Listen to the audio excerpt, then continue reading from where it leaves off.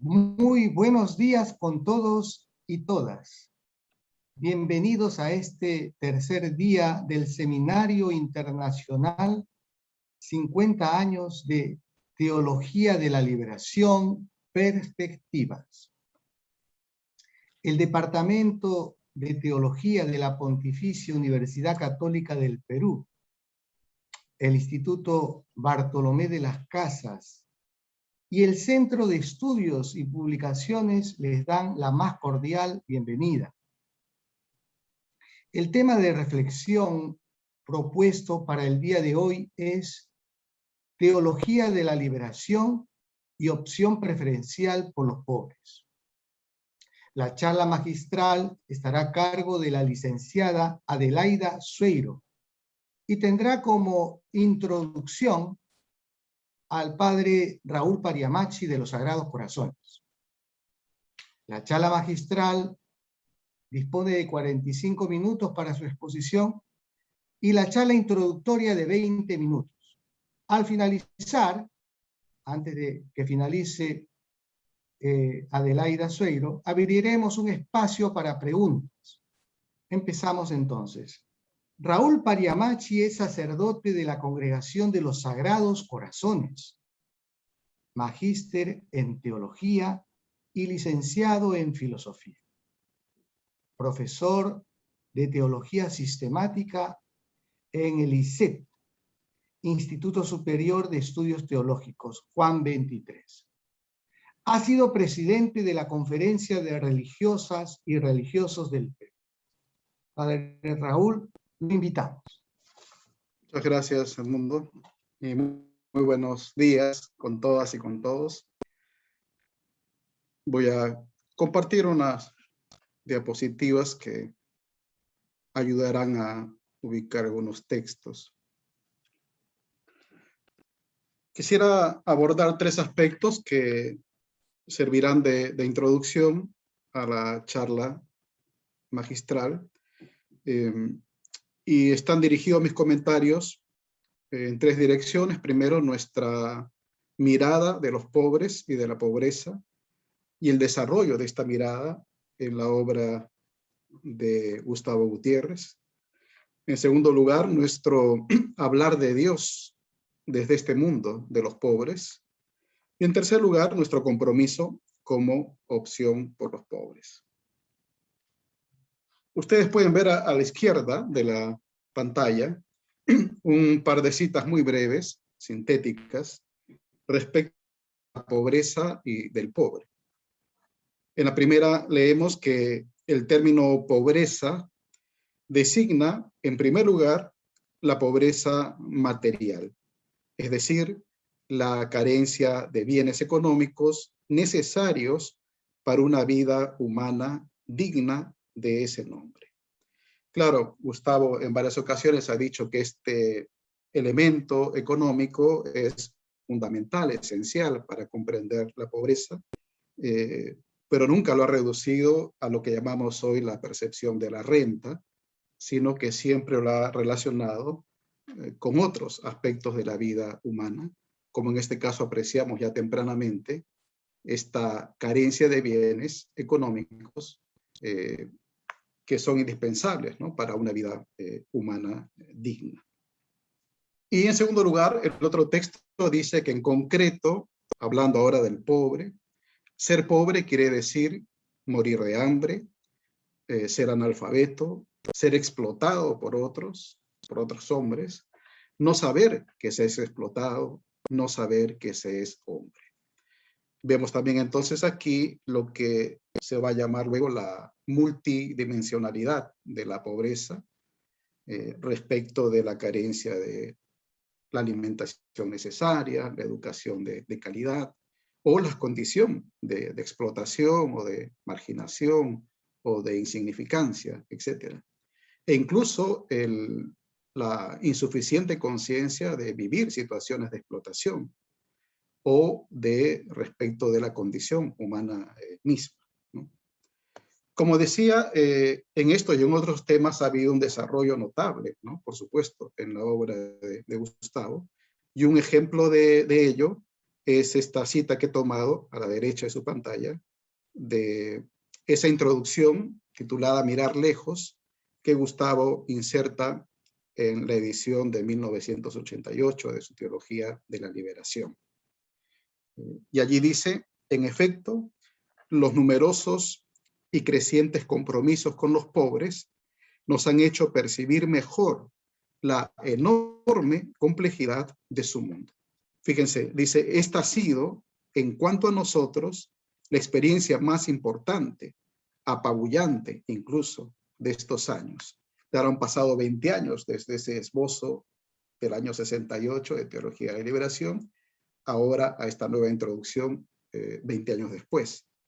Se trata, dice Gustavo, en realidad, de un verdadero universo en el que el aspecto socioeconómico, con ser fundamental, no es el único, ¿no? Creo que el diálogo fecundo que muestra Gustavo en esta obra originaria, con teóricos de la teoría del desarrollo, de la dependencia, nos invita también hoy, ¿no?, a las puertas del siglo XXI y entrado el siglo XXI, a hacer lo mismo. Entonces, en ese sentido, quiero hacer 3 referencias muy puntuales. La primera es a Amartya Sen, este economista que recibió el Premio Nobel de Economía en el año 1998, y al año siguiente publicó este libro Desarrollo y Libertad, ¿no?, donde presenta su perspectiva de la pobreza basada en las capacidades, ¿no? Dice, la pobreza debe concebirse como la privación de capacidades básicas y no meramente como la falta de ingresos, que es el criterio habitual con el que se identifica la pobreza, ¿no? Y él entiende las capacidades en la línea de estas libertades fundamentales de que disfruta una persona o debe disfrutar una persona para realizar, para lograr ese tipo de vida razonable a la que aspira. Junto con esto, otra referencia que me parece oportuna es sin duda a Martha Nussbaum, ¿no?, quien habla también del enfoque de las capacidades, más bien ahora desde el punto de vista de la teoría de la justicia social, ¿no?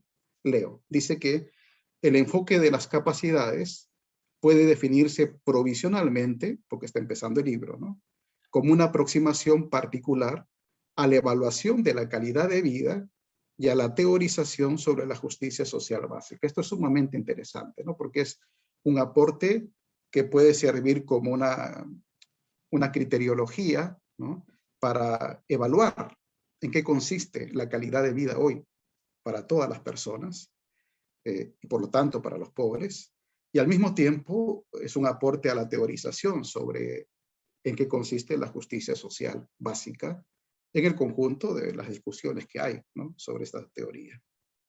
Y va a decir allí Nussbaum que las capacidades son oportunidades para elegir y para actuar, ¿no? No son simples habilidades, como a veces se podrían entender, sino más bien libertades, ¿no? Y ahí suma ella el hecho de las facultades personales y el entorno social o las condiciones sociales. Ella presenta en ese libro unas 10 capacidades que leerlo ya es un placer, ¿no?, porque uno fácilmente sintoniza, digamos, con esas capacidades centrales. Y todas ellas, las 10, empiezan con la palabra poder, ¿no? La primera, por ejemplo, dice, leo literalmente, la primera es vida, poder vivir hasta el término de una vida humana de una duración normal, no morir de forma prematura o antes de que la propia vida se vea tan reducida que no merezca la pena vivirla. Sin duda nos resuena, ¿no?, aquella frase inspirada en Bartolomé de las Casas, que Gustavo siempre repite, ¿no?, de que los pobres son los que mueren antes de tiempo. Y una tercera referencia en esta primera parte, sin duda, es al libro de Abhijit Banerjee y Esther Duflo, que junto con Michael Kremer obtuvieron el Premio Nobel de Economía el año pasado, no, el anteaño, el 2019, ¿no? Y en esa ocasión volvieron a publicar, reeditaron este libro, Repensar la pobreza. cuya lectura es muy provechosa para todos, creo, y es el resultado de un trabajo de mucho tiempo, de un trabajo de campo en varios países del África subsahariana y en algunos estados de la India, y otros países, incluso hay un par de menciones, si no me equivoco, al Perú. Y allí estos dos Nobeles de Economía presentan los resultados de su trabajo básicamente en 4 áreas: alimentación, salud, educación y familia. Pero lo que yo quería extraer, por la brevedad del tiempo, era esta cita que me parece muy significativa y que está en los últimos párrafos del libro. Dice: si evitamos esa forma perezosa de pensar en términos de fórmulas que reducen cada problema al mismo conjunto de reglas generales, ojo, si escuchamos a las personas pobres y nos obligamos a entender la lógica de sus decisiones, si aceptamos la posibilidad de error y sometemos cada idea a un ensayo empírico riguroso, no solo seremos capaces de construir una caja de herramientas de políticas eficaces, sino que también entenderemos mejor por qué los pobres viven de la forma en que viven. Yo resumiría el propósito de este libro, es mi opinión, ¿no? Como una respuesta al fracaso de muchas políticas públicas y de otro tipo de lucha contra la pobreza, que tienen su explicación en el desconocimiento, ¿no?, del mundo de los pobres.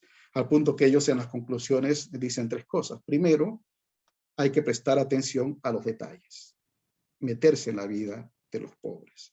2, comprender cómo toma decisiones la gente, ¿no? Muy distinto de cómo pensamos que toman decisiones los pobres. Y tercero, estar dispuestos a experimentar a distintos niveles. Mi segundo comentario más breve es respecto de nuestro hablar de Dios desde el mundo de los pobres. Otra vez remito al libro de Teología de la Liberación, donde luego de explicar, Gustavo, cómo la teología de la liberación introduce la función crítica, ¿no?, además de la sapiencial y la científica, introduce la función crítica, dice: es por esto que la teología nos proporciona, tal vez, no tanto un nuevo tema para la reflexión, cuanto una nueva manera de hacer teología. He escuchado alguna vez, pero que no me falle la memoria, decir a Gustavo que él puso esta frase, ¿no?, de esta nueva manera de hacer teología en su borrador y luego la sacó, ¿no? Le parecía pretenciosa, entre comillas. Y así la puso y la sacó 3 o 4 veces, consultó con amigos, amigas, y al final la dejó. Gracias a Dios que la dejó, ¿no? Una teología que no se limita a pensar el mundo, sino que busca situarse como un momento del proceso a través del cual el mundo es transformado, abriéndose al don del reino de Dios. Creo que aquí está expresado muy bien eso que Gustavo llamaría las 2 intuiciones centrales de la teología de la liberación, su columna vertebral, es decir, esa relación entre el método teológico, es decir, entender que la teología es un acto segundo respecto de la práctica, que es el acto primero, y eso relacionado con el hecho de que se hace teología desde el lugar de los pobres. Claro, también esta idea ha tenido un desarrollo, ¿no?, en el pensamiento de Gustavo, que se manifiesta en sus libros. Por ejemplo, 15 años después, en Hablar de Dios desde el sufrimiento del inocente, Gustavo refleja, ¿no?, este desarrollo. Ustedes saben que en el acto primero, la práctica, luego se incluye, se explicita el tema de la contemplación, ¿no? Iba a decir Gustavo en la década de los 80 que el acto primero es contemplar a Dios y hacer su voluntad. O a la imagen del Dios liberador se va a sumar la imagen del Dios de la vida, por ejemplo. O a la dialéctica de opresión-liberación se va a sumar la dialéctica entre muerte y vida. Eso es lo que yo llamo el desarrollo, ¿no?, del pensamiento de Gustavo.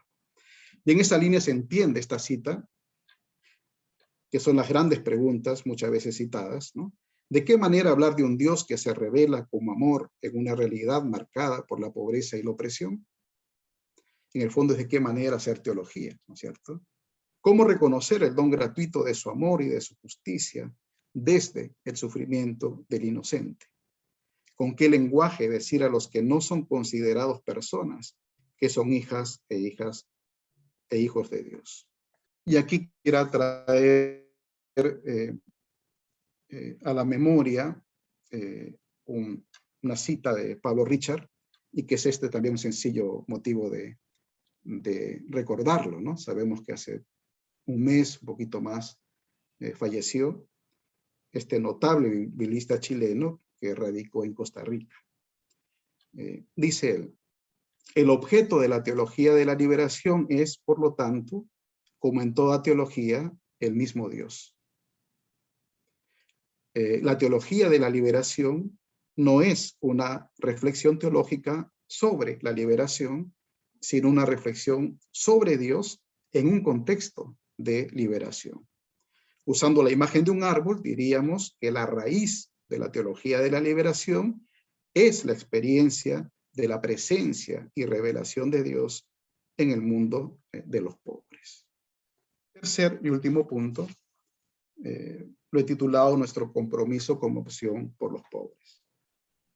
Sabemos, ¿no?, el gran aporte de Gustavo, entre otras cosas, para, a partir de la explicación de la pobreza como pobreza material, luego como pobreza espiritual y finalmente como pobreza evangélica.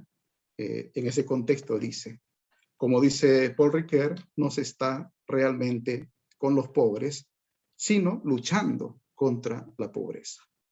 Gracias a esta solidaridad se podrá además contribuir a que los pobres y despojados tomen conciencia de su situación de explotación y busquen liberarse de ella. La pobreza cristiana, expresión de amor, es solidaria con los pobres y es protesta contra la pobreza. Este binomio se hace muy famoso y se recoge, ¿no?, después, y otros teólogos y teólogas van a retomarlo, ¿no?, para sacarle el provecho. Esto de con los pobres y contra la pobreza. Y marca sin duda, a partir de esos años, un modo de compromiso, ¿no?, de la iglesia con los pobres. Años después, 12 años después, en Beber en su propio pozo, se refiere Gustavo a un compromiso desde dentro del mundo de los pobres, ¿no? Dice: ser pobre es igualmente una manera de sentir, de conocer, de razonar, de hacer amigos, de amar, de creer, de sufrir, de festejar, de orar. Los pobres constituyen un mundo. Insiste Gustavo, ¿no?, en este mundo de los pobres. Comprometerse con ellos es entrar, en algunos casos permanecer en ese universo, habitar en él, considerarlo no un lugar de trabajo, sino de residencia. Otra referencia que me parece a mí oportuna, sin duda, es a esta conocida filósofa española, Adela Cortina. Ella parte del fenómeno de la migración, un fenómeno muy actual, ¿no? Y va a decir, cito: el problema no es de xenofobia, puesto que la acogida entusiasta de turistas extranjeros contrasta con el rechazo de refugiados e inmigrantes. Es decir, a los turistas extranjeros los recibimos felices, ¿no?, porque vienen a dejar su dinero. No pasa lo mismo con el inmigrante que es pobre, ¿no? Dice, hablamos de aporofobia, un término que ella ha acuñado, ¿no?, de rechazo al pobre. Es el pobre el que molesta, incluso el de la propia familia. Lo que me llama la atención, entre otras cosas, obviamente, es que al hablar de la erradicación de la pobreza y la reducción de la desigualdad en este libro, Cortina alude a la tradición judeo-cristiana, ¿no?, de tal manera que uno puede reconocerse, ¿no?, en lo que ella dice. Fíjense. En el Antiguo Testamento, la condena de Yahvé a quienes desatienden al pobre, al huérfano y a la viuda, a los aporoi, es constante e implacable. El mensaje para el pueblo es insistente. Misericordia quiero y no sacrificios. Junto a la adoración a Yahvé, el cuidado de los aporoi es la ortopraxis, la práctica auténtica, y son los profetas quienes cumplen la misión de recordarlo con riesgo de sus vidas. Y respecto al Nuevo Testamento, fíjense una cita tan bonita, ¿no? Dice, por su parte, el Nuevo Testamento abre las puertas del reino a quienes dieron de comer al hambriento, de beber al sediento y posada al peregrino. Y en un mundo en el que hay pobres y ricos, apuesta por los primeros que serán dichosos. No es fácil interpretar los textos de las bienaventuranzas de la Carta del Reino, pero lo que sí es cierto es que la atención a los más pequeños es la esencia del cristianismo. Finalmente, cierra su libro, Cortina, con esta cita que no me resistí de ponerla aquí completa, porque al leerla uno siente que nos sobran motivos para actuar en alianza con otras y otros, creyentes y no creyentes, en la construcción de un mundo más justo en solidaridad con los pobres. Dice ella, a mi juicio, una educación a la altura del siglo XXI tiene por tarea formar personas de su tiempo, de su lugar concreto y abiertas al mundo, sensibles a los grandes desafíos entre los que hoy cuentan el sufrimiento de quienes buscan refugio, el drama de la pobreza extrema, el hambre y la indefensión de los vulnerables, los millones de muertes prematuras y de enfermedades sin atención. Educar para nuestro tiempo exige formar ciudadanos compasivos, capaces de asumir la perspectiva de los que sufren, pero sobre todo de comprometerse con ellos. Y voy a terminar con una cita inevitable de Fratelli Tutti, donde, bueno, entre tantas cosas que podríamos destacar respecto a nuestro tema de esta mañana, está sin duda esta categoría del amor político. De hecho, más adelante va a hablar explícitamente, ¿no?, de los pobres. Dice el Papa Francisco que todos los compromisos que brotan de la doctrina social de la Iglesia provienen de la caridad, que según la enseñanza de Jesús es la síntesis de toda la ley.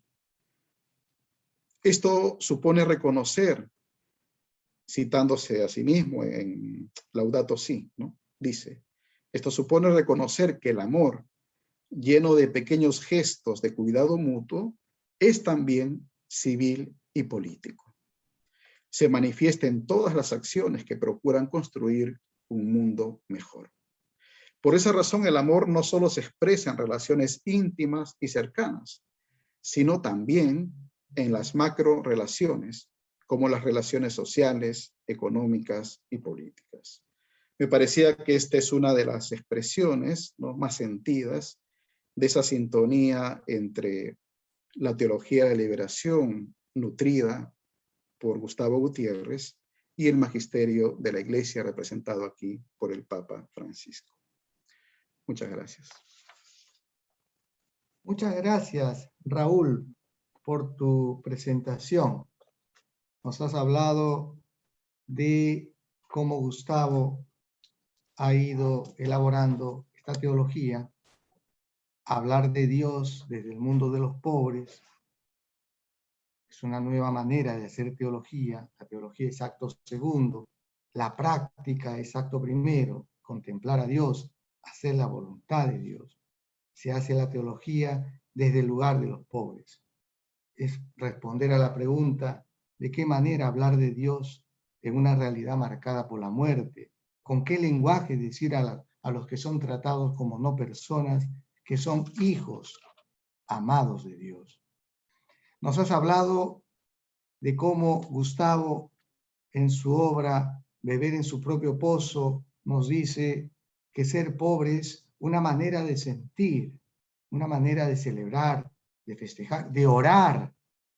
Es un mundo, el mundo de los pobres, y por eso comprometerse implica meterse al mundo de los pobres. Gracias, Raúl. Ahora vamos a invitar a Adelaida Sueiro. Ella tendrá la charla magistral. Adelaida Sueiro es bachiller y licenciada en Educación por la Pontificia Universidad Católica del Perú y graduada en Ciencias Religiosas por la Universidad Católica de Lovaina, Bélgica. Es candidata a magíster en Estudios Culturales por la Pontificia Universidad Católica del Perú. Es profesora del Departamento de Teología de nuestra universidad. Asesora e integrante del área de Teología del Instituto Bartolomé de las Casas. Adelaida, te invitamos a compartir la charla magistral. Gracias. Buenos días a todos y a todas. Agradezco la oportunidad de participar en este seminario y espero responder, digamos, ¿no? al tema que me han pedido trabajar. Quiero también disculparme porque he tenido un contratiempo un poco absurdo, pero hay cosas de la vida que uno no puede manejar así tan fácilmente, ¿no? Pero ahora ya estoy aquí. Me pidieron trabajar el tema de la opción preferencial por los pobres, ¿no? Una primera cosa que quiero señalar es que esta opción preferencial por los pobres es el aporte mayor de la vida y de la reflexión teológica de la Iglesia latinoamericana, ¿no? Entonces, nos encontramos frente a un tema que está en el corazón mismo, diríamos, de la tarea de anunciar la buena nueva de Dios, digamos, ¿no? A todos y especialmente, preferentemente a los pobres, como dice el texto, ¿no? He pensado trabajar, digamos,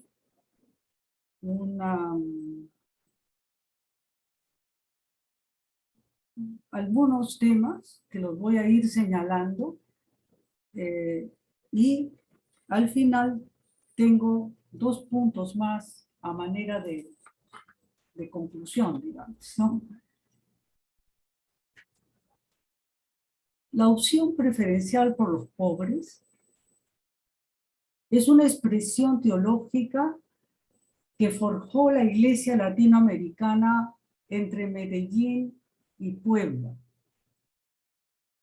para dar nombre a un nuevo camino que ya había comenzado a recorrer unos años atrás, ¿sí?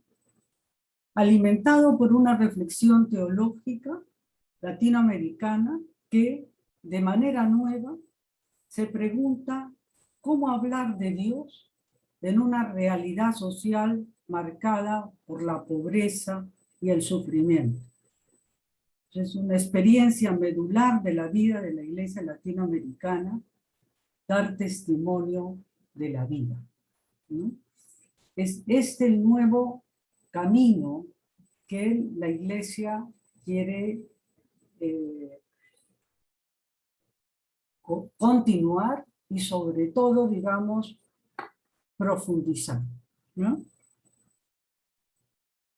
Quiero señalar, he dicho que en realidad la expresión misma sale y se trabaja en ese mundo de compromiso, de experiencia de fe, de contemplación, de práctica, ¿no? Que se vive entre Medellín y Puebla, ¿ya? Entonces, el referente de mi atención estaba puesto en Medellín para adelante, digamos, ¿no? Hasta acá. Pero la misma experiencia personal me hacía pensar que hay en realidad tiempos previos a Medellín, ¿no? Yo decía que la iglesia ya había iniciado un camino nuevo cuando llegó a Medellín, ¿no? Bien, quisiera señalar algunos aspectos de estos tiempos previos, ¿no? Voy a comenzar con una experiencia personal, porque es la que tengo más cerca. En agosto del año 1962, se organizó en Piura una semana social. ¿No? El teólogo, profesor de la PUC, de la Pontificia Universidad Católica, Gustavo Gutiérrez, participó con una conferencia que causó, digamos, un impacto muy grande en el conjunto del público, pero de alguna manera en la gente más joven, digamos, ¿no? Estudiantes, profesores, en fin. Este impacto en realidad se expresaba un interés muy grande, digamos, ¿no? Por lo que oía, ¿no? Yo recuerdo dos aspectos que me parecieron muy importantes. Uno era hablar desde esta reflexión teológica del desafío de la pobreza como fruto a la injusticia, ¿no? El desafío a la fe, a la iglesia, ¿no? Estábamos en una semana social, quiere decir, para trabajar un poco la doctrina, las enseñanzas sociales de la iglesia, y entonces estaba poniendo un punto que era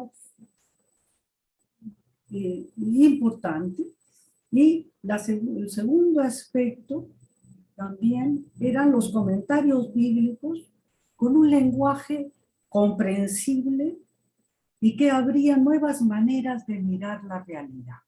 Después de esta semana social, un grupo de estudiantes, de profesoras, de profesores, algunos sacerdotes, entre ellos, algunos, pocos, conocían a Gustavo, organizamos un grupo de estudios sobre estos temas. Es decir, interesaba continuar, ¿no? En la experiencia misma de las personas, nos interesaba, digamos, continuar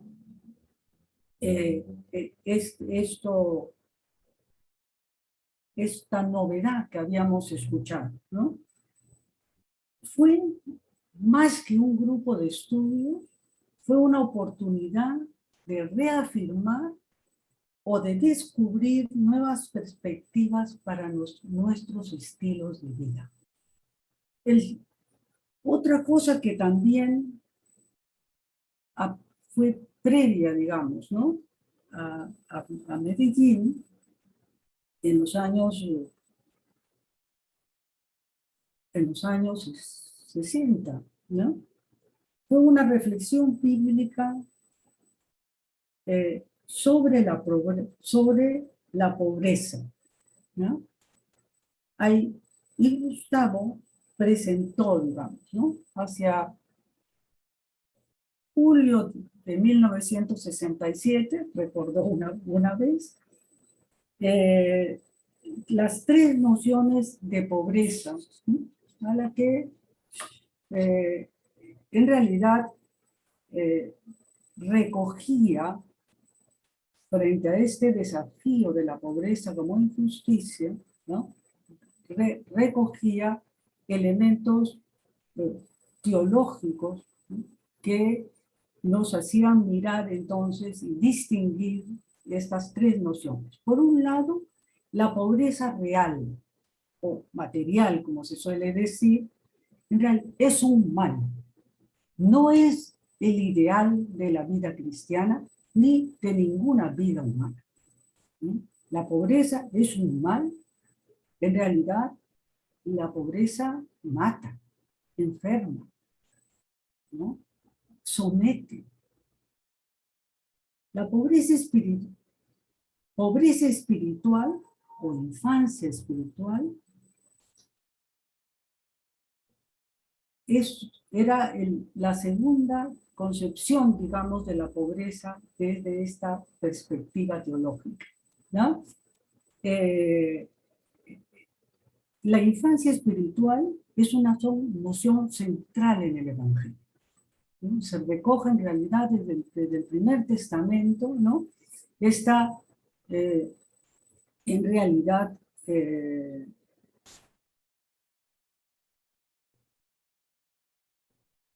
cercanía, ¿no? Y preferencia, digamos, ¿no? De Dios por los pobres. ¿Sí? Esta opción, digamos, de Dios, ¿no? Es también un llamado no solamente a cada uno de los cristianos, sino a la iglesia como comunidad de fe. La otra experiencia, la otra noción de pobreza era la pobreza como compromiso, ¿no? Solidaridad y protesta a la vez. Protesta contra la pobreza y solidaridad con los pobres. Además, hay también, digamos, un elemento de fundamento cristológico en este llamado, digamos, ¿no? A una iglesia pobre, ¿no? Y con los pobres. Tercera cosa que quería señalar aquí era la teología de la liberación. ¿No? La teología de la liberación, en realidad, son muchas las formas y los adjetivos que buscan definir un poco la teología en América Latina, ¿no? Era la teología del desarrollo, la teología de la revolución, la teología... habían varios nombres así, ¿no? En esa persistencia, digamos, y agudeza, ¿no? del trabajo teológico de Gustavo, fue encontrando y sosteniendo, digamos, ¿no? Y descubriendo las raíces bíblicas, ¿no? Que este llamado, ¿no? A la cercanía, a la solidaridad con el pobre, iba dando sentido, digamos, ¿no? Y identidad a lo que era esta reflexión teológica que se hacía en América Latina. ¿Sí? Y es allí donde Gustavo encuentra que en realidad, como decía muy bien Raúl hace un momento, ¿no? Encuentra que no se trata de la liberación como un tema a trabajar, sino que la liberación es más bien la experiencia de la liberación de las situaciones de injusticia, de maltrato, de opresión, ¿no? Que en realidad no solamente el ser humano tiene derecho, digamos, ¿no? A vivir, sino que es una fuerza, digamos, ¿no? Que empuja, ¿no? diríamos, y es en este sentido que Gustavo encuentra que esta experiencia que se está viviendo en América Latina, ¿no?, es en realidad un campo histórico, ¿no?, en el cual la reflexión teológica hunde sus raíces. Y es de allí no solo que se alimenta, sino que es desde esa experiencia de fe, ¿no?, y de compromiso por la vida, que la teología de la liberación no es una teología, y la América Latina, digamos, no es una teología vacía de afirmación de doctrinas o de negación de errores, ¿no?, sino que es fundamentalmente, digamos, ¿no?, es fundamentalmente un compromiso, ¿no?, para no solamente la búsqueda, sino el encuentro y la, digamos, de la liberación, ¿no? No se trata entonces solamente de la libertad como un derecho fundamental, sino que se trata de que cada uno de los seres humanos tenga esa posibilidad, ¿no?, y ese de cumplir, digamos, ese anhelo, ¿no?, de vida, digamos, ¿no?, y de liberación.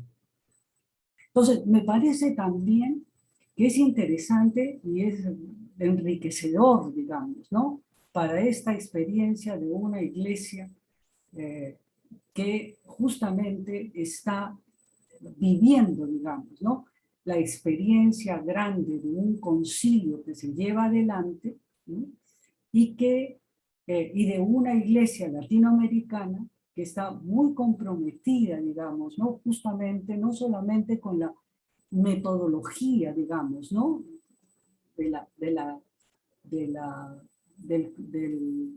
la organización del concilio, sino con la experiencia, digamos, ¿no?, de una iglesia que piensa, ¿ya?, su misión y su responsabilidad, digamos, evangelizadora, ¿no?, en un diálogo directo, cercano, ¿no?, con el mundo, ¿no?, con la experiencia de vida, especialmente y preferentemente con los pobres, como señaló.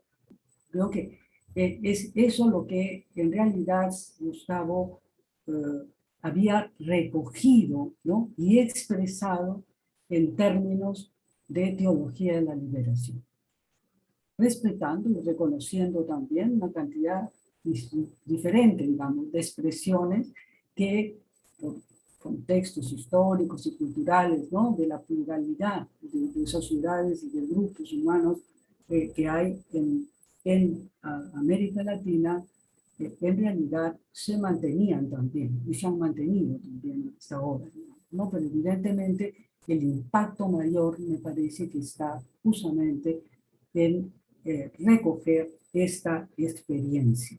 Quisiera un poco entrar a trabajar una perspectiva entonces de iglesia que se compromete con los pobres, ¿no? En realidad, los obispos perciben, ¿no?, estamos en el umbral de una nueva época histórica de nuestro continente, llena de anhelos de emancipación total, de liberación de toda servidumbre, de maduración personal y de integración colectiva. Tiempos nuevos que la Iglesia evidencia y ante los cuales se compromete porque descubre en ellos un evidente signo del espíritu que conduce la historia.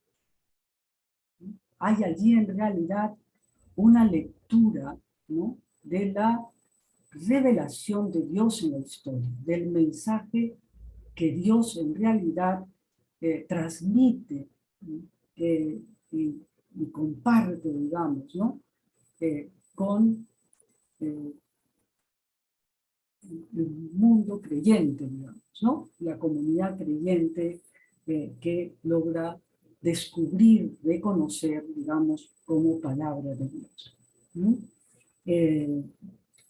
Desde ese umbral, los obispos se comprometen por la vida de todos sus pueblos, dice el documento, el mensaje, digamos, a todos los pueblos, y busca que se presente cada vez más nítidamente en Latinoamérica el rostro de una iglesia auténtica, pobre, misionera y pascual, desligada de todo poder temporal y audazmente comprometida en la liberación del hombre y de todos los hombres.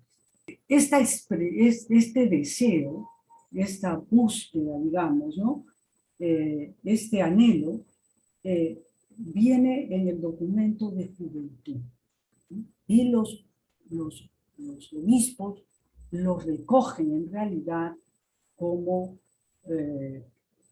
un camino, digamos, ¿no?, para la iglesia latinoamericana. En actitud profética,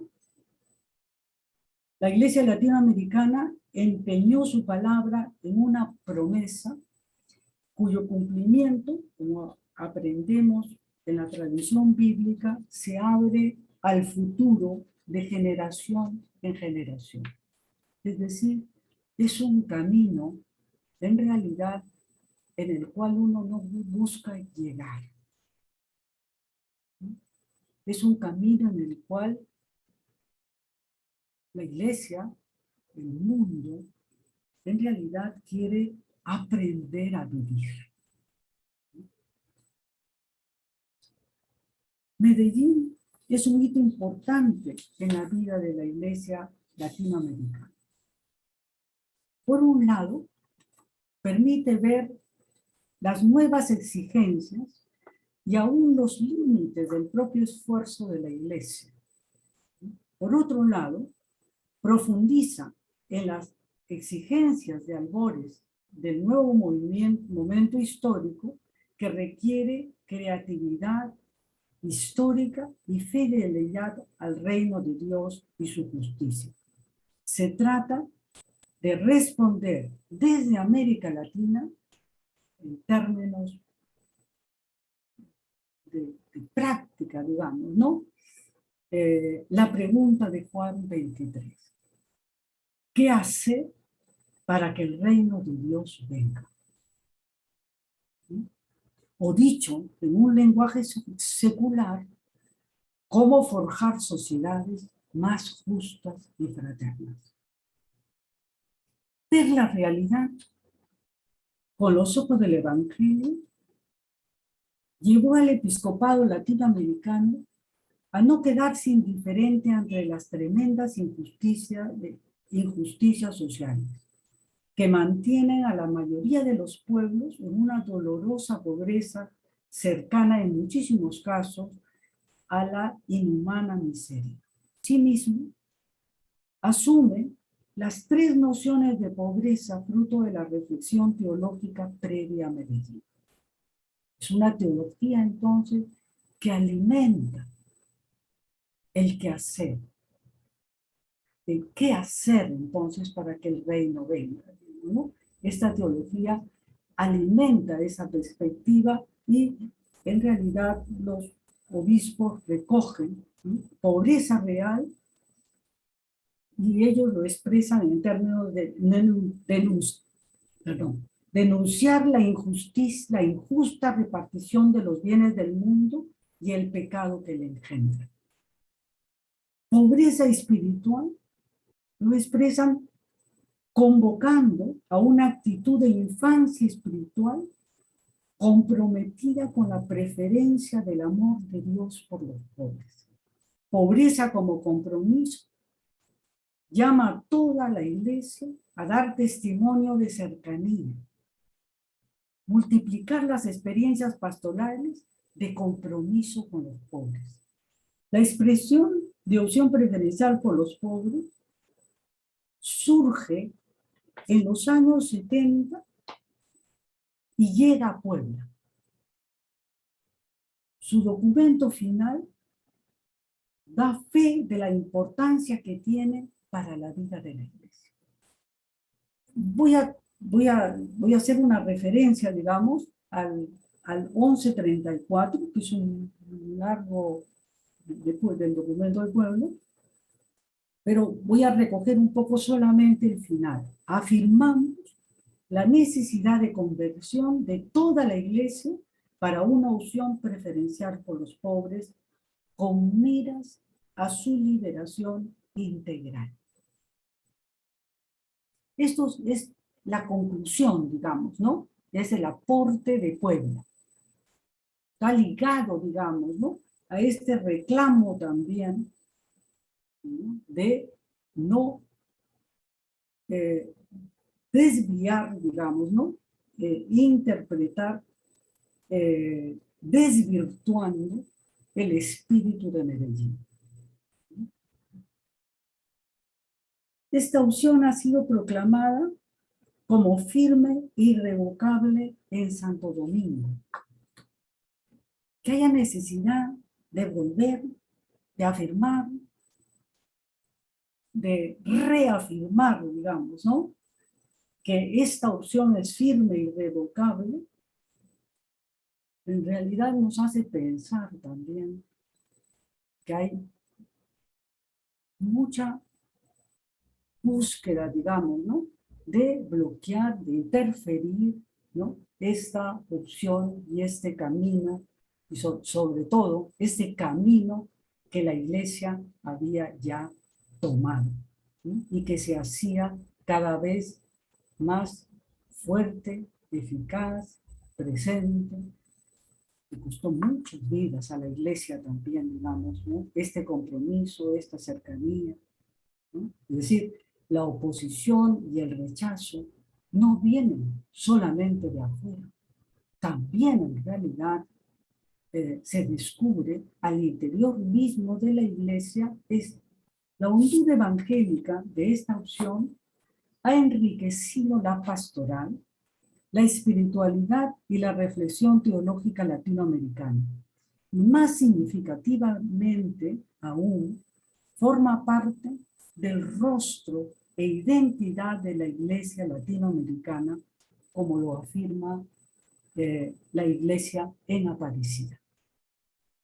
La opción preferencial por los pobres es uno de los rasgos que marca la fisonomía de la iglesia latinoamericana. Y como afirmó Benedicto XVI, la opción preferencial por los pobres está implícita en la fe cristológica. Aparecida es un nuevo hito importante en la vida de la iglesia latinoamericana. Es el punto de llegada después de un largo recorrido de compromiso en la defensa de los derechos y la vida de los pobres del continente. Y a la vez es un punto de partida en el que se abren viejos y nuevos desafíos a la tarea de anunciar el Evangelio. Para profundizar estos desafíos, invito a tomar el párrafo 27 de Aparecida, porque en él se encuentra el sentido, el fundamento y el impacto, digamos, de la autorrepresentación que la iglesia latinoamericana y caribeña asume para ella misma y que la identifica como la iglesia samaritana. Iluminados por Cristo, el sufrimiento, la injusticia y la cruz nos interpelan a vivir como iglesia samaritana. Podemos decir que esta experiencia trae con ella algunos implícitos que toca descubrir entre líneas y que es importante tener en cuenta. La acción de iluminación que despeja las tinieblas lleva a preguntarnos, ¿qué oscuridad impide ver el sufrimiento y la injusticia? ¿Qué autoridad logra acallar los gritos que demandan justicia, libertad, respeto a los derechos fundamentales del hombre, digamos, del ser humano y de los pueblos? ¿Qué redes de poder encubren esa realidad social y la invisibilizan? ¿Qué discursos enmascaran de legitimidad esas condiciones humanas inhumanas e injustas?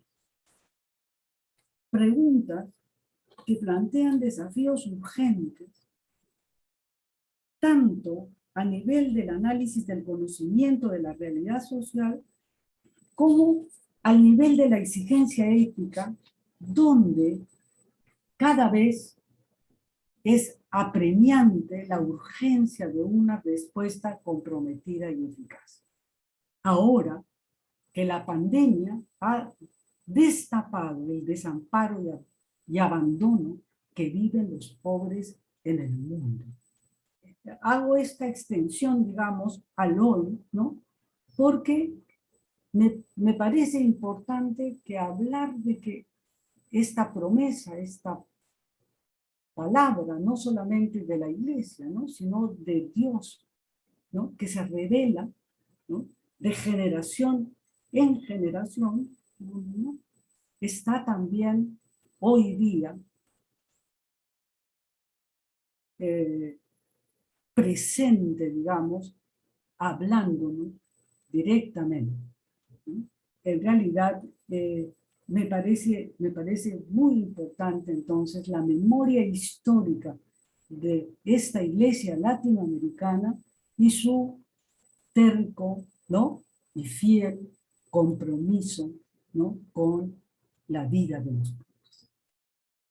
Y me parece importante entonces que haya un poco esa continuidad. Eso es lo que nos da la memoria histórica que guardamos. El tiempo histórico no se detiene. Los signos de los tiempos siempre tienen aristas nuevas por conocer. Este signo de los tiempos, que es la pandemia, en un mundo globalizado, en realidad nos descubre de manera nueva, ¿no? Nos ayuda a redescubrir de manera nueva, digamos, ¿no? Este desafío. Hay una fuerza de vida y liberación que desde el fondo de la realidad abre un horizonte de futuro y toca con urgencias las puertas del presente. A la sociedad, a cada uno, también a la iglesia. Para terminar con este punto sobre el compromiso de la iglesia, quiero señalar también una cosa, digamos, ¿no? Que está, en la cual, digamos, recuerdo a Juan 23 y a la iglesia con la imagen de una casa, ¿no? Hay que abrir las puertas, hay que abrir las ventanas para que el viento sople todo el moho que se ha mantenido, digamos, ¿no? Al interior de la casa. La iglesia, entonces, una iglesia que está en una perspectiva de ayornamiento, ¿no? De puesta al día, de salida, digamos, ¿no? Mejor dicho, de abrir las puertas, ¿no? Y las ventanas, ¿no? Creo que hoy día la imagen de la iglesia, ¿no? En realidad, con Francisco, nos recuerda otra cosa que es importante. Francisco dice que quiere una iglesia en salida. Ya no basta solamente abrir las puertas, abrir las ventanas. De repente ahora hemos encontrado una bonita manera de estar adentro. Es importante salir.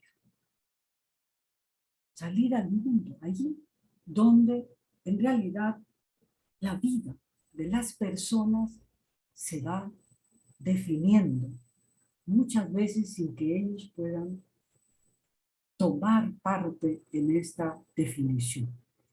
¿Sí? Una iglesia entonces en salida es una iglesia comprometida. De otra manera, creo que hay que repensar también un poco este paso, digamos, ¿no? Que en 60 años, ¿no? Antes del concilio, en 60 años, digamos, ¿no? Ya no son 50, como los de la teología de la liberación, ¿no? En 60 años, en realidad, es bueno como volver a mirar esta perspectiva. Creo que es una perspectiva que nos queda abierta, ¿no? Y que no se ha terminado de acoger. El tercer punto que yo quería señalar, y este va a ser el último, salvo las dos que había guardado como experiencias. Medellín lo percibe como un sordo clamor. Un sordo clamor brota de millones de hombres pidiendo a sus pastores una liberación que no les llega de ninguna parte. Nos están ahora escuchando en silencio, pero oímos el grito que sube de por su sufrimiento, ha dicho el Papa a los campesinos de Colombia. ¿No?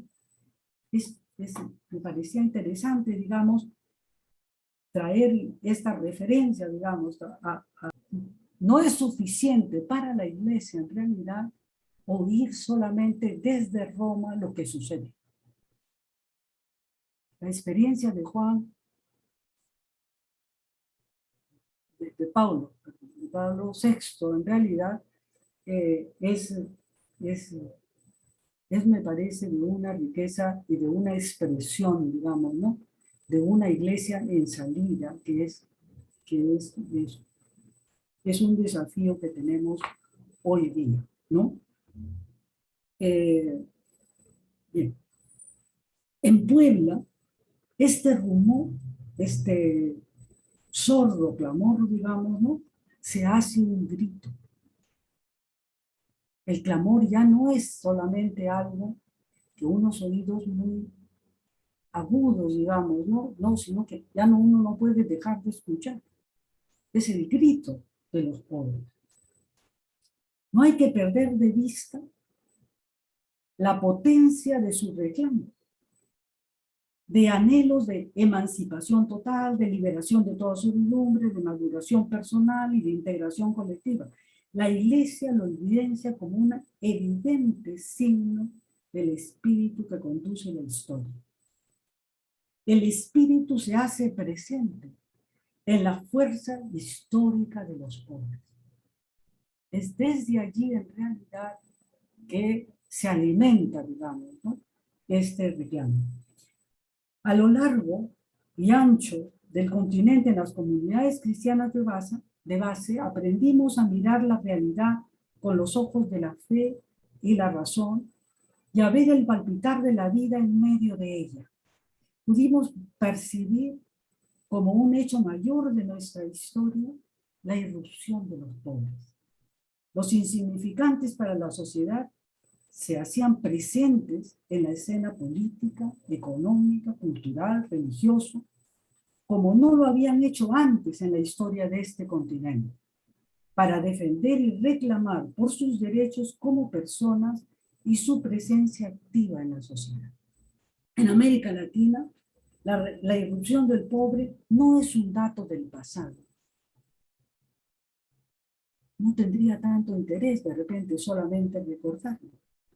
Los pobres siguen llegando a la escena histórica, no solo con su pobreza, con carencias, sufrimientos, frustraciones, sino también con sus capacidades.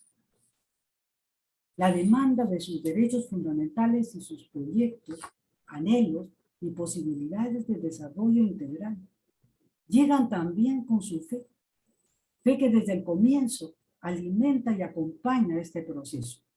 La mayor novedad está hoy en que sus voces se multiplican, se desarrolla en ellos y ellas su condición de agentes y crece su conciencia de hacer suya la historia.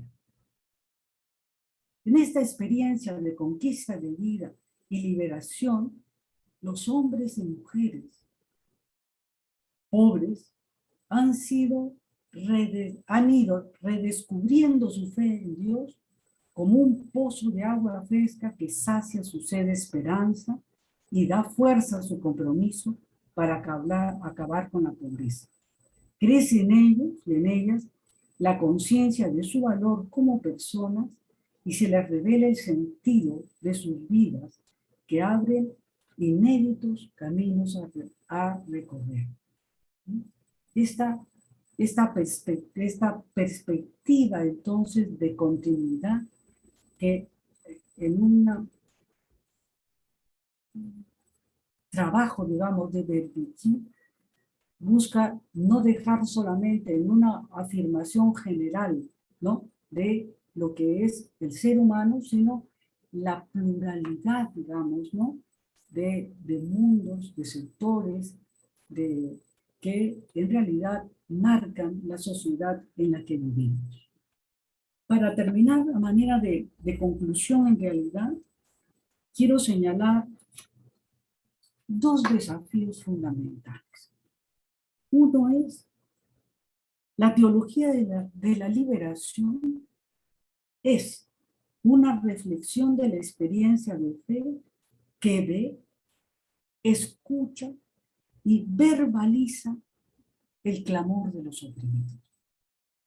Celebrar los 50 años de la publicación de este libro, ¿sí?, me hace pensar también el desafío que las nuevas generaciones tienen de renovar, de actualizar, no solamente la expresión, sino el acierto. Es por esta razón y la importancia que tiene, ¿no?, que celebramos estos 50 años. Hay una tarea abierta, digamos, ¿no? Hay una tarea abierta a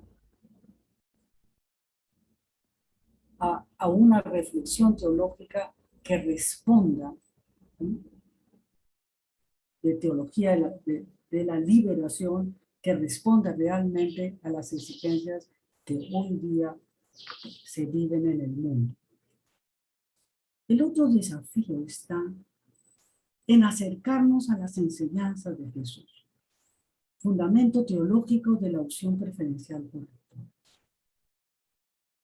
Todas las enseñanzas de Jesús orientan en realidad a comunicar a los seres humanos el amor de Dios. El desafío es aprender a amar. Creo que el comentario del texto del samaritano en Fratelli Tutti en realidad abre un mundo de experiencias de este aprender a amar. Pero este aprender a amar no sé cómo decirlo, es como el campo que produce también los frutos de justicia, de solidaridad, de compasión.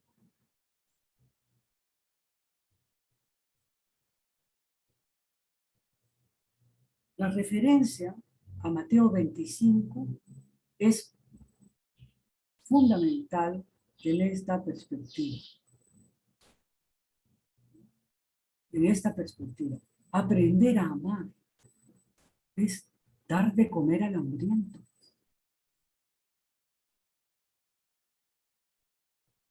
Pero no de lo que te sobra, sino digamos, de la herencia eterna, digamos, que está desde el comienzo del mundo, digamos, ¿no? Está aquí para los seres humanos, para que cuiden su vida, para que vivan de ella. Y por otro lado también, el impacto grande, digamos, ¿no? Que tiene la identificación de Cristo, de Jesús, del Cristo, digamos, de Dios, con los pobres. Cada vez que hacías una a estos, mis hermanos más pequeños, a mí me lo hacían. Es eso lo que yo entendía, digamos, por aprender a amar. Hay que volver un poco a las enseñanzas de Jesús y trabajarlas mirando la realidad en la que vivimos. Bien, muchas gracias a ustedes. ¿Cuáles son las resistencias que subsisten en la Iglesia a la opción preferencial por los pobres en nuestros tiempos? Lo repito entonces. ¿Cuáles son las resistencias que subsisten en la Iglesia a la opción preferencial por los pobres en nuestros tiempos? Otra pregunta también es la opción preferencial por los pobres.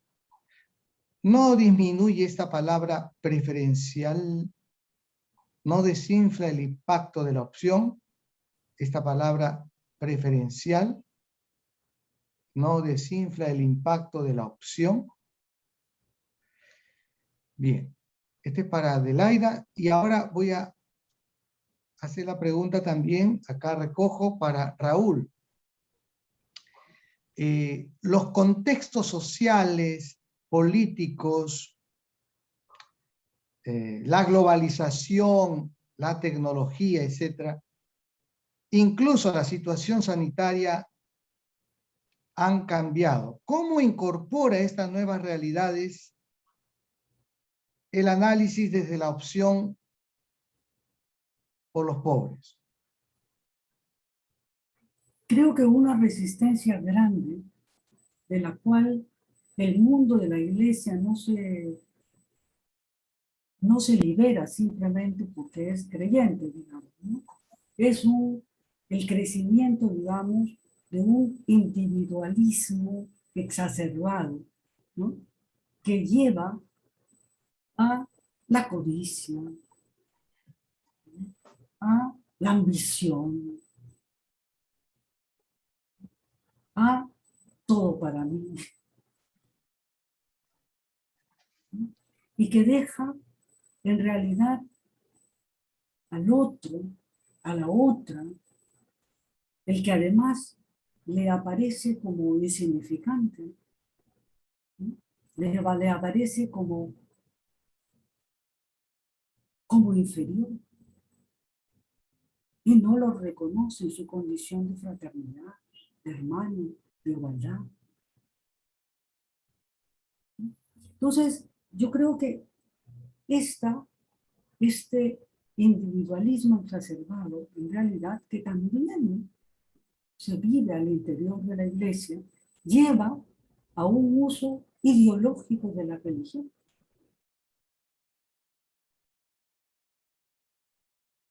Un uso ideológico de la religión porque quieren defender sus privilegios. Quieren defender sus intereses. Entonces, la opción preferencial por los pobres, la teología de la liberación, es un obstáculo.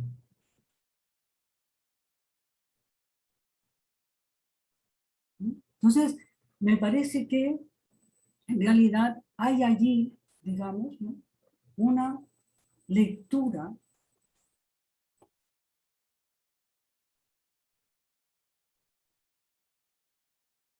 y una interpretación mejor mejor dicho, una interpretación mezquina muchas veces del texto bíblico.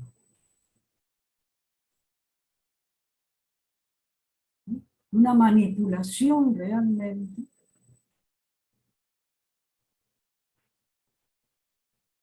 por eso una manera de descalificar, digamos, ¿no?, esta perspectiva de la teología de la liberación es decir que es una teología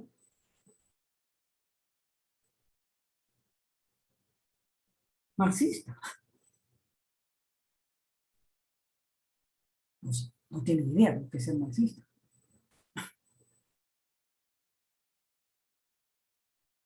Pero esta teología de la liberación en realidad hunde y alimenta su perspectiva desde esta tradición, digamos, bíblica, ¿no? Y esta palabra de Dios que se revela en la historia a través, ¿no?, y nos habla a través de los pequeños, de los que tienen hambre, de los que no se pueden vestir, de los que están en la cárcel, de los que viven una situación de soledad. Yo creo que sienten un poco que han vivido en una iglesia que pensaban que era de ellos, que era, digamos, ellos eran los dueños. Entonces, en esta perspectiva, ¿no?, les resulta difícil cuando este mundo eclesial que hace un compromiso firme, irrevocable, ¿no?, por la opción preferencial por los pobres, en realidad va cobrando fuerza cada vez más. Y no solamente al interior de la iglesia. Esta perspectiva en realidad de la iglesia, ¿no?, en realidad es recogido, ¿no?, y con mucho interés por el mundo de afuera. De fuera de la iglesia, quiero decir, ¿no?, por otras experiencias y denominaciones religiosas, por otras formas en realidad de pensar y de entender el sentido de la vida. Resulta en realidad un aporte fundamental. Entonces me parece a mí que las resistencias a esto, yo he señalado, ¿no?, no solamente vienen de afuera, sino que también son de adentro, ¿no? Pero esa resistencia en realidad, tanto las de afuera como las de adentro, tienen las mismas causas.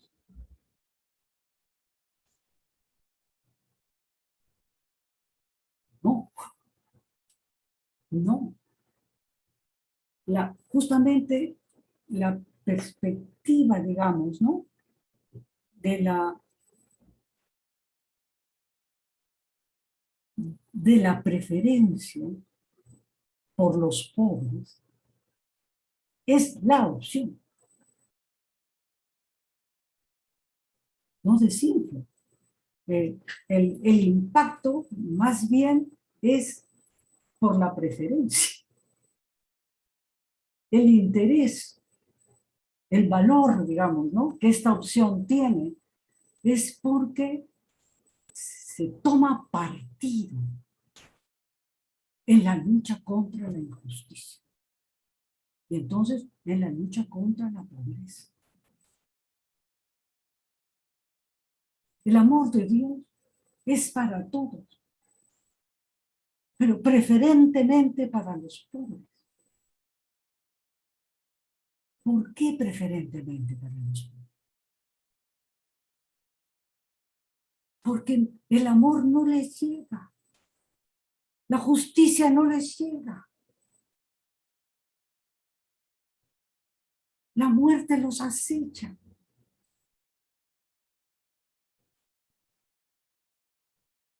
En la tradición bíblica, la preocupación de Dios por los pobres no disminuye la preocupación de Dios por todos y cada una de las personas.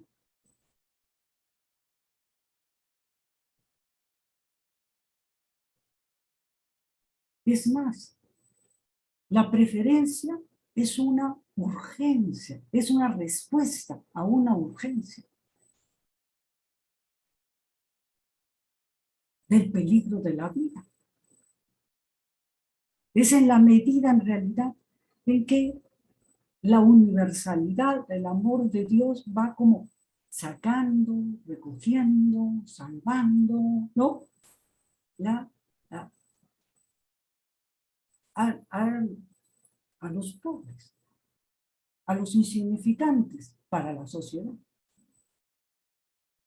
A esos a quienes no se les quiere reconocer condición de humanidad. Se trata como no humanos. Gracias, gracias Adelaide. Y sí, yo pensaba en un caso muy claro. Creo que vivimos el bicentenario ahora entre dos males, ¿no? Al menos. Me parece que está marcado por la crisis sanitaria, producto de la pandemia, que ya lleva 2 años. Y por otro lado, la crisis política, que uno podría decir que lleva ya 4 años desde el primer intento de vacancia de Kuczynski, y que no se detiene, ¿no? Y que parece que no se va a detener. Y entonces, en ese contexto, ¿cómo interpretamos lo que estamos viviendo a nivel de la pandemia? Hace poco, en julio, me parece que el CONCITEC publicó un informe sobre por qué 200.000 muertos, ¿no? por la pandemia. Y me gustó que el documento distingue las causas coyunturales, donde incluye la insuficiente respuesta de los gobiernos de turno, incluso las responsabilidades del sector académico, de la práctica médica, de los medios de comunicación social, del sistema privado de salud, incluso el factor emocional y el componente moral. Es decir, todo eso son como explicaciones más coyunturales de por qué hemos tenido, a diferencia de otros vecinos, tantos muertos, ¿no? Por la COVID. Pero el documento también mira causas estructurales, que son de las que menos se habla, de las que casi no se habla, ¿no? La precariedad del sistema público de salud, las inconsistencias del Estado, ¿no? La burocracia, etcétera, los problemas de vivienda y transporte, la informalidad laboral, con un 72% de la población económicamente activa en situación informal, la incapacidad productiva del país, la alimentación deficiente y finalmente la desigualdad, ¿no? Que ha hecho que unos sufran más que otros esta crisis.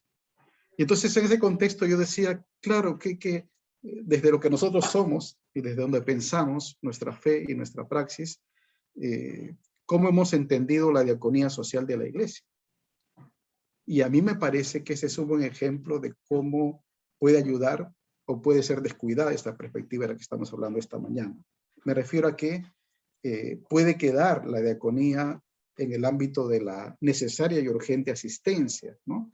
En alimentos, en oxígeno, en medicinas, como ha sido, pero olvidar la dimensión profética de la diaconía social, es decir, cómo ante esta crisis que vivimos, no solamente reaccionamos con una ayuda inmediata y necesaria, sino a la vez nos planteamos preguntas más de fondo en la línea de estas causas estructurales que presenta el CONCITEC de la pandemia. Y claro, uno tiene como trabajos pendientes, ¿no? Miren, yo estuve en un evento en plena pandemia, donde 2 invitados, yo estuve de comentarista, hablaron sobre la caridad cristiana y sobre la sinodalidad eclesial.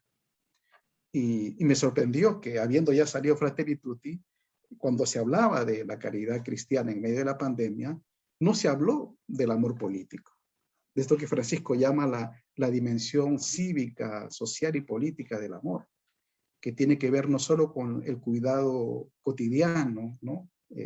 O en el otro caso se hablaba de la sinodalidad, pero en ningún momento se dijo que la sinodalidad no es solamente un movimiento interno, ¿no? de comunión y participación y de deliberación en la iglesia, sino que la sinodalidad también es una forma de cómo la iglesia está presente en el mundo, y por lo tanto se traduce en diaconía social también, ¿no? Entonces, esto para decir que tenemos insuficiencias a ese nivel, ¿no? Y respecto a la segunda pregunta sobre, claro, por qué no podemos generar sociedades más justas, ¿no?, y fraternas, yo creo que me parece que por un lado tiene que ver con el desafío de comprender cada vez mejor la pobreza y el mundo de los pobres, ¿no? Por una parte, y por otro lado, de plantear políticas eficaces, ¿no? Creo que la opción por los pobres, como hemos visto largamente, ¿no?, y profundamente en la charla de Adelaida, es una inspiración que nos viene de Jesús, es una motivación que nos viene del Evangelio, pero también supone una orientación de nuestra vida, de nuestro pensamiento, de nuestro actuar, que ha sido muy bien recepcionado, ¿no?, en el conjunto de la Iglesia. Pero por otro lado supone mediaciones, y creo que ahí está el problema, ¿no? Digamos, no el problema, sino el reto, el desafío, ¿no? Porque las mediaciones son cambiantes, ¿no?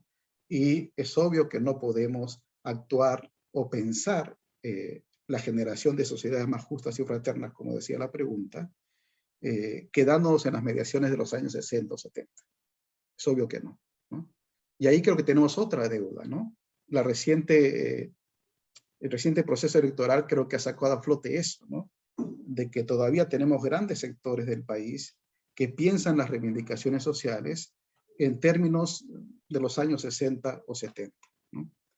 Esto no descalifica obviamente las opciones de fondo. Lo que quiero decir es un problema también, creo, de mediaciones.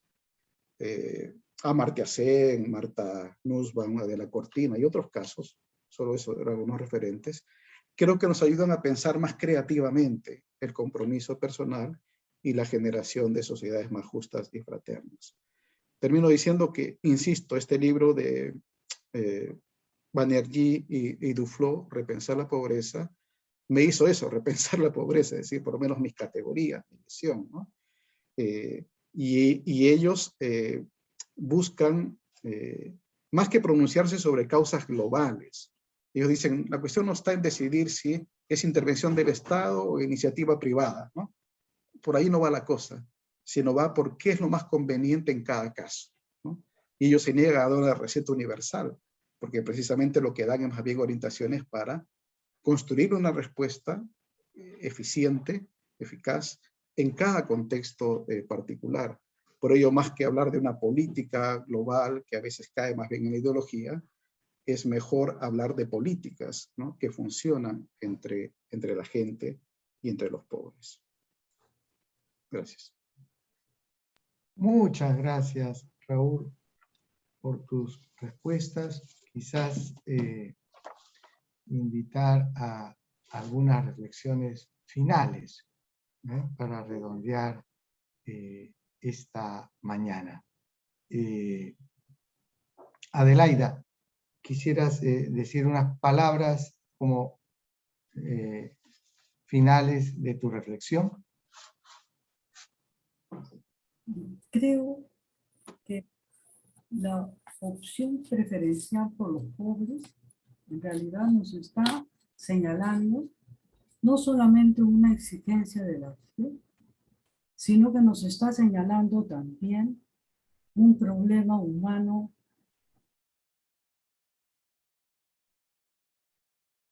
histórico, digamos, ¿no? Que viene de la realidad, ¿no? Que viene de, por ejemplo, de la cantidad de personas que en el Perú, ¿no?, han podido enfrentar el desafío de la pandemia, porque estaban muy condicionados por razones económicas, culturales a veces, de lejanía también, digamos, ¿no? Y es en realidad una situación, mientras otros han podido hacer frente a esta situación, ¿no? Yo creo que en realidad aquí hay también una exigencia fundamental a la cual las reflexiones teológicas, tradiciones religiosas, han guardado memoria un poco de esto, digamos, ¿no? Pero es, es la exigencia ética de un comportamiento, ¿no?, que haga posible que las relaciones humanas que se crean, que se establecen, digamos, ¿no?, sean relaciones de fraternidad, de justicia, ¿no?, de preocupación, no solamente preocupación, sino también reconocimiento del otro, de la otra, que aparece siempre como distinto, diferente a mí, y entonces, por lo tanto, ¿no?, entras rápidamente en una perspectiva de jerarquización. Entonces, yo creo que en este sentido hay, desde la experiencia de la fe, encontrar maneras de alimentar, digamos, ¿no?, esta perspectiva de comportamiento ético que tiene una opción por la vida y no por la muerte, ¿no? Entonces, eso me parece fundamental, pero también me parece que hay una exigencia, ¿no?, que está planteada a la razón humana, ya no solamente a la fe, sino al mundo y al manejo que tenemos de posibilidades de que nadie viva esta situación. Y la acumulación del capital, después no saben ni dónde guardarlo, ¿no? En realidad es perjudicial. Entonces, me parece que eso es muy importante. Y en este sentido, es a la razón humana también, desde el punto de vista también de la filosofía, pero no solamente de la filosofía, sino del derecho, de las normas, ¿no?, que en realidad hay también esa otra dimensión que trabajar. Entonces, a mí me parece que esto es, por ejemplo, interesante, ¿no?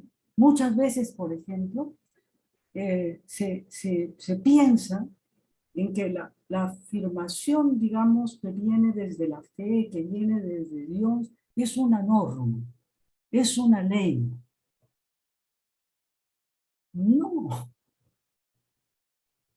no es una norma, no es una ley.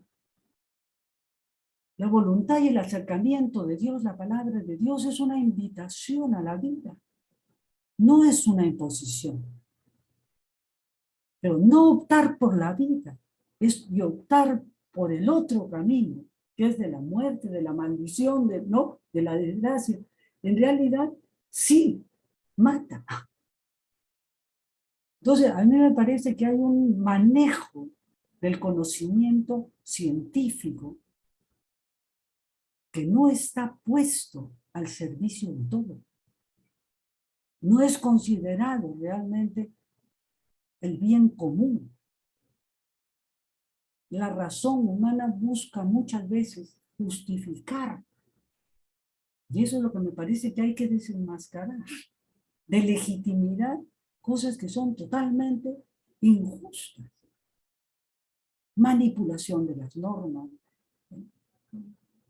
la perspectiva, la realidad, digamos, ¿no?, de corrupción que atraviesa y filtra rincones escondidos, digamos, ¿no?, de esta sociedad, ¿no? Y luego se multiplica, ¿no? Me parece que es un desafío. La gente dice, no, pero él siempre ha sido así. Eso es renunciar, tirar, ¿no?, tirar la pelota y no querer seguir jugando. No sé, es en este sentido que me parece que sí creo que hay como mucha tarea, no solamente teológica, sino ética que trabajar. el compromiso entonces y la responsabilidad que tenemos cada uno de los seres humanos, no solamente de nuestra vida, sino de la vida de los otros. Gracias, Adelaida, por tus palabras finales. Invitamos también a Raúl, si podrías decirnos una reflexión final. Muy breve. Solo agradecer a Gustavo por enseñarnos que, como él dice de Bonhoeffer, ¿no?, que un profundo sentido de Dios está íntimamente vinculado a la sensibilidad hacia el pobre. Gracias. Yo quisiera saludar a Gustavo, he visto por ahí su nombre. Sí. Está viéndonos. Está viéndonos. También mi cariño y mi agradecimiento. Ahí está. Ya me está. Muy bien. Gracias. Agradecemos a todos y todas por su participación